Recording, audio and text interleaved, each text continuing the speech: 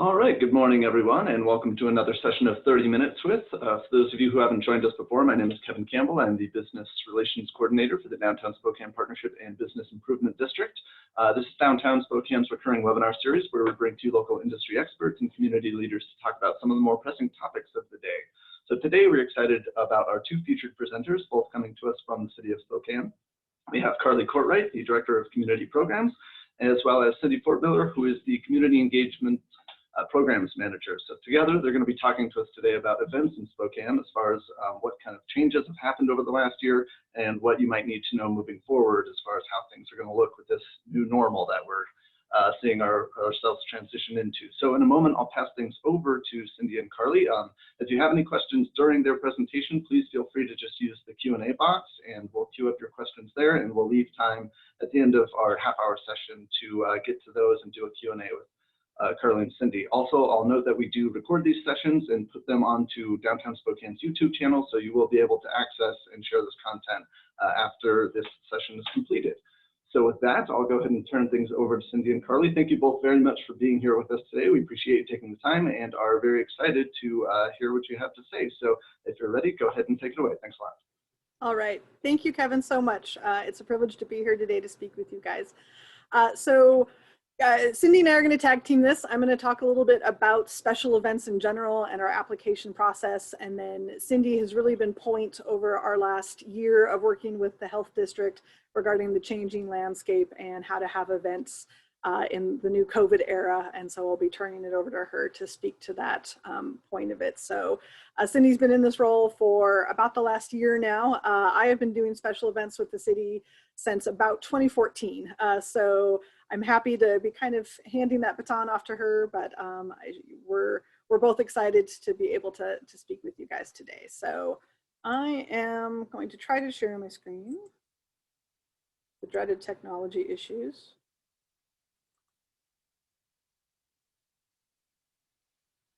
I'm sorry, everybody, I'm having a little bit of a lag here.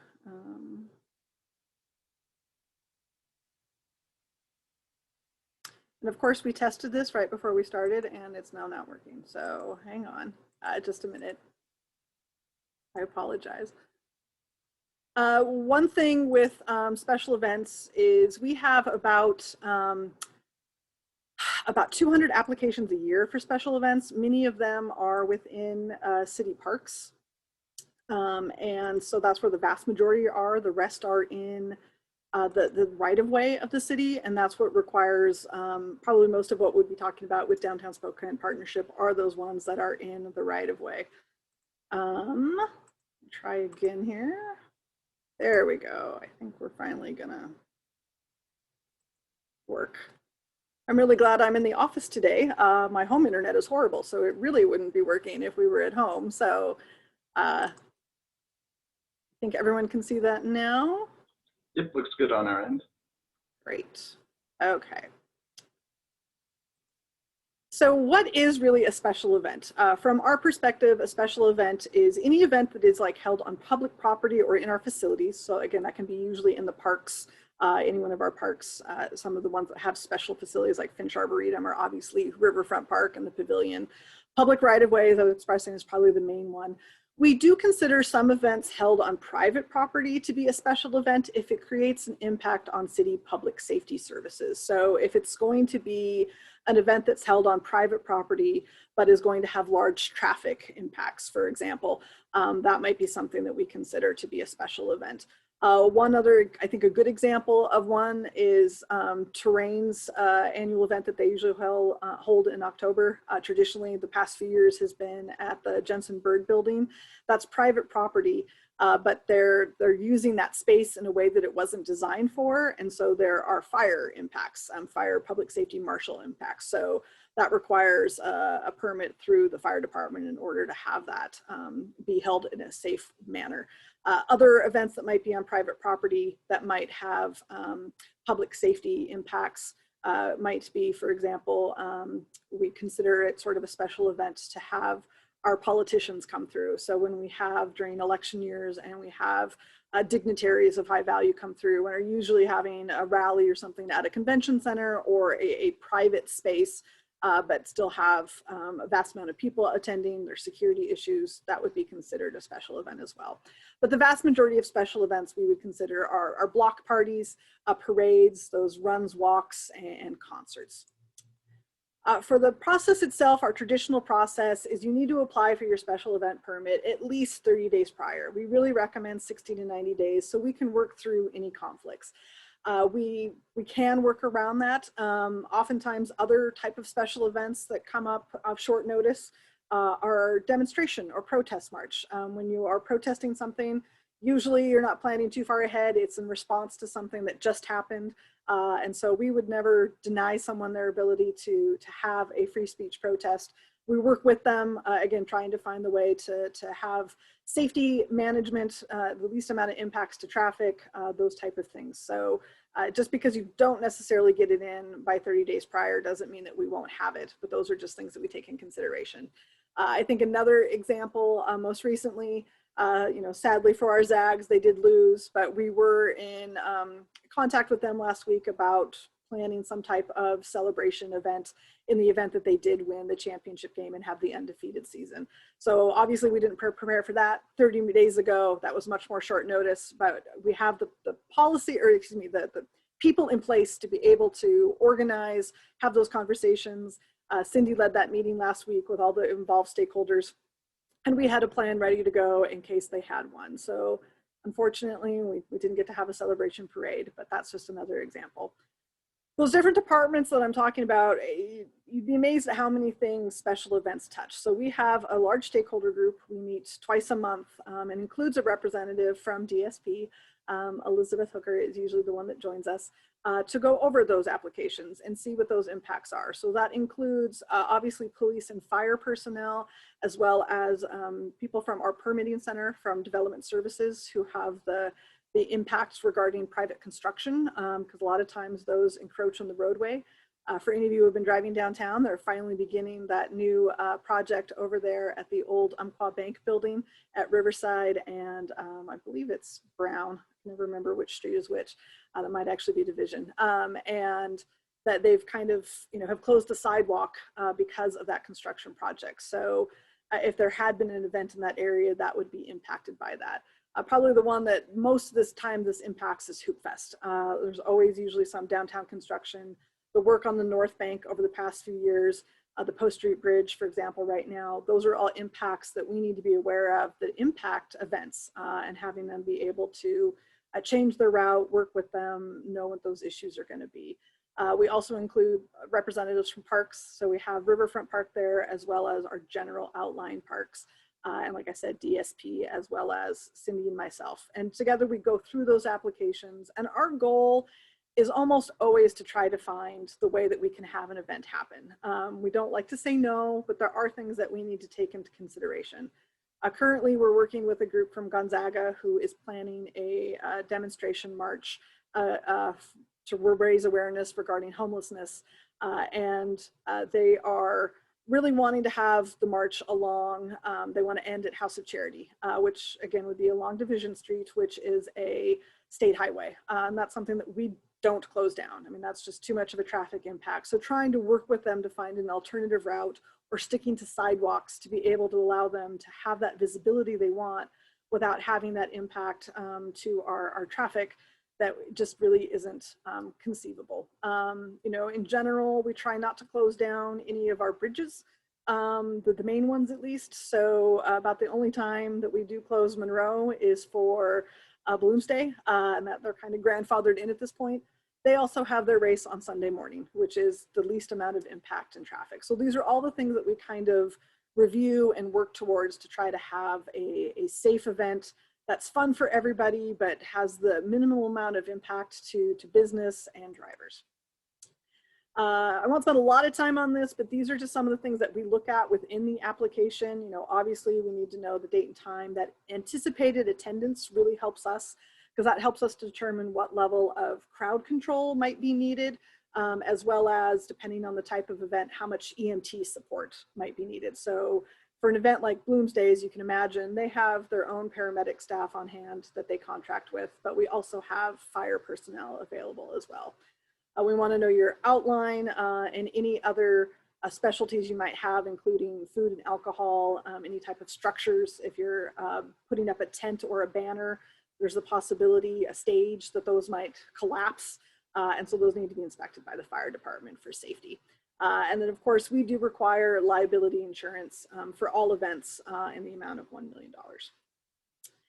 And finally, before I turn it over to Cindy regarding how COVID is impacting this whole permitting process, there are a lot of other permits that might be necessary besides just your special event permit, depending on what you're trying to do. So if you are doing any type of concert or dance, even if that's indoor or outdoor in a facility that's not normally designed for that, you might need a temporary entertainment license, and that would be through our tax and license department. And that license is an additional cost beyond the application fee. Depending on what you're doing, again, if you're having a concert, you're most likely having some level of electronics with all the speakers. And so you're going to be using more, basically anything that's more than one extension cord is probably going to require the use of an electric inspection to make sure that's up to code. Or like I said, a fire inspection might be needed when you're using any type of structures or if there's going to be open flame. So they will do an inspection to make sure that you are safe and ready to go. Anytime you're going to have alcohol at events, you will need most likely a special occasion license is usually the one that's going to be most appropriate from the Liquor Control Board, which I need to update that. They're no longer the Liquor Control Board. So from LCB, so Liquor Cannabis Board. That is required for any event with alcohol. If catering might be appropriate, usually that's not. Most of the time, almost all of our special events are nonprofits. And so as a nonprofit, you are eligible for a special occasion license that allows you to serve alcohol at these events. So you would need that. There is sometimes a letter that we have to sign off from the city, a letter of non-objection that says we're okay with it. And that goes through our permitting center as well. But in general, you'll be responsible for getting your own permit through the Liquor Cannabis Board. And then finally, you might need a temporary food establishment permit from the Spokane Regional Health District. So any event involving food, they want to make sure that there is safe food handling. And so we encourage you to do that as well. Right now on our paper application, anytime you check in these boxes, we encourage you to go find these on your own. One of the things that we're working towards to hopefully have implemented by the end of this year, next year at the latest, is an electronic application process that will our goal is to work sort of like TurboTax. So when you check boxes that say, yes, I am going to have alcohol at my event, that it automatically brings up a pop-up window for you that takes you to the Liquor Cannabis Board website, and you'd be able to apply for that. So we can really make that simple and make sure that you have all of that information in one place on what you need. That's a little bit about our application process and what a special event is. At this point, I'm going to turn it over to Cindy to talk about COVID and the impacts.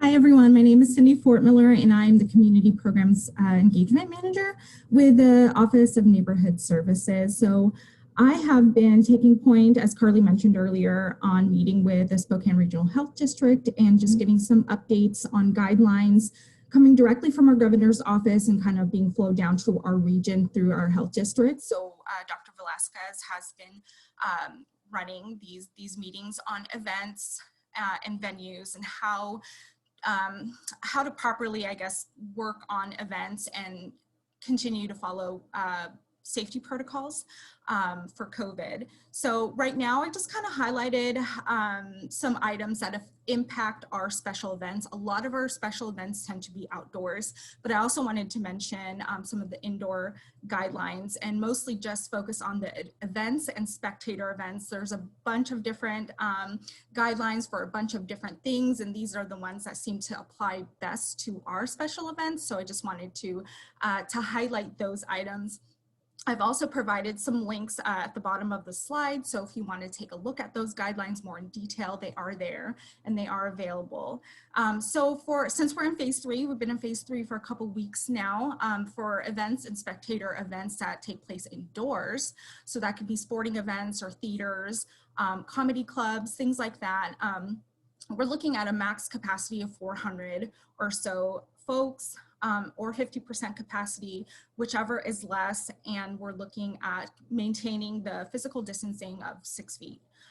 Facilities that are a little bit larger are allowed up to 600, but that is taking into consideration not just the spectators, but also coaches and volunteers, the staff, the personnel running the venues. So we're looking at also for indoors, spectator groups, groups of no more than about 10, and also still maintaining that 6 feet of distancing. Masks are still required, but indoors, if our spectators are sitting in their assigned seats, they are able to remove their mask and eat and drink. And masks are still required for ages 5 and up. So for outdoor events in phase 3 and spectator events, we're looking at groups outdoors of 15, no more than 15, and a max capacity outdoors of 400, also still maintaining that 6 feet of social distancing. For outdoor spectator events, we're looking at upwards of 9,000 max, or 25% per section capacity, whichever is the lesser of the two. For smaller indoor facilities, we're still looking at 400 max spectators and participants allowed at 50% capacity. It looks like we're still, requiring masks also for ages 5 and up for any races or marathons. And this was actually brought to my attention this morning because I didn't know that there were specific guidelines for races and marathons, but there are. That link is also provided there.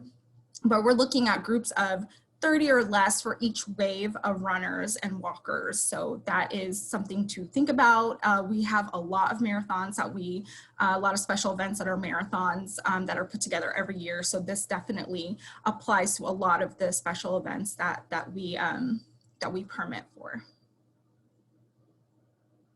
So just wanted to touch on some of the major upcoming events that are going to be happening this year. We have one coming up this month, which is a negative split, which is a 5K, 10K marathon.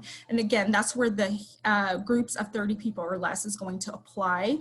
And they also are giving their participants the option to do the race virtually. So that's something we're seeing a lot of now in the age of COVID. A lot of events are either taking their events completely virtually, or they are giving the option of their participants to do a virtual event, going onto their website, logging, their running times, their walk times, and whatnot. So that is an option there. Bloomsday is another event that we see a lot of. Carly touched on it. Sorry, my toddler is here and my husband's at a doctor's appointment. So Bloomsday, this is an event that usually takes place in the spring. And they are only doing a virtual event this year. So that is what is going to work best for them. They also have a website their participants log on. They log in their time and their routes.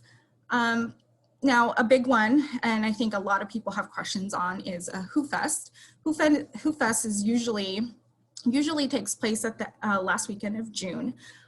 Just due to the climate of everything, the organizers have decided to push their event a little further out into the year, just to allow for things to kind of play out and see how phase 3 goes. So right now they are looking at the weekend of September 11th to put on Hoop Fest. And we are working really closely with the health district on this one. We had a meeting with Dr. Velasquez a couple weeks ago. Although the health district doesn't really necessarily give approvals for events, they do have the authority to shut down events if proper guidelines aren't being followed. So the organizers, Carly and I are very, working very closely with each other. We really want this event to happen this year. So we are working very closely to monitor these guidelines. Right now, the organizers are really scaling their event down quite a bit, just to allow for a lot of the distancings and the guidelines to be followed. They're working really hard to ensure that there are protocols in place for people to self-check for for any COVID symptoms. Also separating the adult and the kids courts, and possibly even considering requiring antigen tests or rapid testing before the event is to take place, the tournament is to take place. Another big one is Lilac City Parade, that typically takes place in the spring. They've actually decided to push their event all the way out closer to the end of the year this year, out to November. They're considering doing more of a holiday parade and also considering doing a smaller route to just allow to, for less gatherings for people to gather. So, so they are doing that instead of their normal full parade route in the spring. So, and that is it for now. All right, well, thank you, Cindy and Carly. We'll go ahead and leave some time for people to ask some questions in the chat box if they'd like at this time.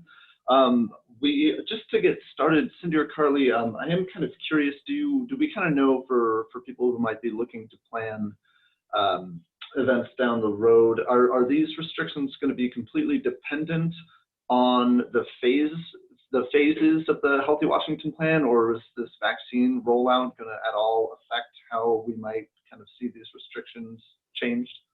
Yeah, that's a great question, Kevin. Throughout the last year, I think we're all frustrated, I think is the best word to use. It's just everything's changing. It's so dynamic. And not to criticize anyone, but just we're in a phase and then we're back a phase and then the phases change. It's been really hard to help, organizers really try to plan. One person who I really just want to give a shout out to is Ryan Height with Negative Split, who has been the forerunner over the last year of working with the governor's office in order to have timed races and really working to come up with that. Mark Starr with Bloomsday has been another one that, was an early innovator of working with the health district to try to figure out what was going on. And so we really appreciate their collaboration and drive because it helps us. So with that, I think, things, the health district has formed some work groups to kind of, as Cindy's mentioned, as a part of, to try to work through what we can do as the phases change and as we roll out. And at this point, what our recommendation is for most events is to go ahead and submit a permit application. So if you have an event that you want to do, please do contact us, contact Cindy, and we'll work through you with that and give you our feedback on, yes, that looks viable, or no, it doesn't. One that we've been working on, honestly, everyone's read about in the paper, is Monsters of Rock. Is that going to be able to happen or not? And trying to look at doing an outdoor concert and not having the answers right now, but being able to work through that. But we'd rather have that conversation and try to find creative solutions and work through it than have someone decide, no, I'm not going to do an event. Excellent. So in addition to just reaching out to both of you, is there a particular source where people can kind of check in to get updates on these sorts of information, or a good place you might point them to? I'm going to give that one to Cindy. I think there's a website. There is a website. I can provide the link to you, Kevin and Liz, and you can provide it to the group. But there are some guidelines there on the Regional Health District. They do go by the governor's website as well. So I would definitely check with the governor's website as well as the CDC guidelines, in addition to what we're providing locally. And I can provide that to you, Kevin. Perfect. Thanks very much. Well, we'll go ahead and I'll just leave these few more minutes in case we do have any other questions come in. While I wait, I will go ahead and just make a plug for those who might be interested in our upcoming session. On April 22nd, we're going to be talking to Lee Williams, who is the Executive Director of Community-Minded Enterprises. And they've been doing a lot of work currently on childcare, and especially as that pertains to employers and businesses and how that's affecting this whole return to work thing. So if you are interested in that, please tune in. Just keep an eye on our events page at downtownspokane.org or on our newsletter. And if you're not a part of that, you can always reach out to me at kcampbell@downtownspokane.org to get signed up. So with that, Carly and Cindy, thank you so much for being here. If there's anything else that you would like to add before you go, please feel free to do that. But we especially appreciate you taking the time and providing all this information for us. We know it's always an ever-changing landscape to kind of navigate these things. So it's always useful to have experts like yourselves to kind of keep us all in check. Well, thanks, Kevin, for having us. And just I want to give an appreciation to Downtown Spokane Partnership for inviting us, and for all of the work that you guys do to have events downtown, which I think, you know, we're really excited to bring that programming back to Wall Street and be able to have, I keep hearing about Food Truck Friday. Everybody misses Food Truck Friday. So, and I think those events help bring things to downtown. So the Lilac Parade, for example, in November, we've got a lot of really great energy around having a holiday parade and being able to bring folks back to our downtown core, attend a community celebration, and then hopefully go do some shopping and some eating and bring us back to some semblance of normal. So we really appreciate everything that you do to have these events in our city. Well, thank you. Yeah, of course, you know, we're excited about those too, as we can soon, you know, get back to doing them as safely as we can. And like you said, or, you know, we need to give a tip of the hat to you and the team too, because it does take the whole community to bring it together. So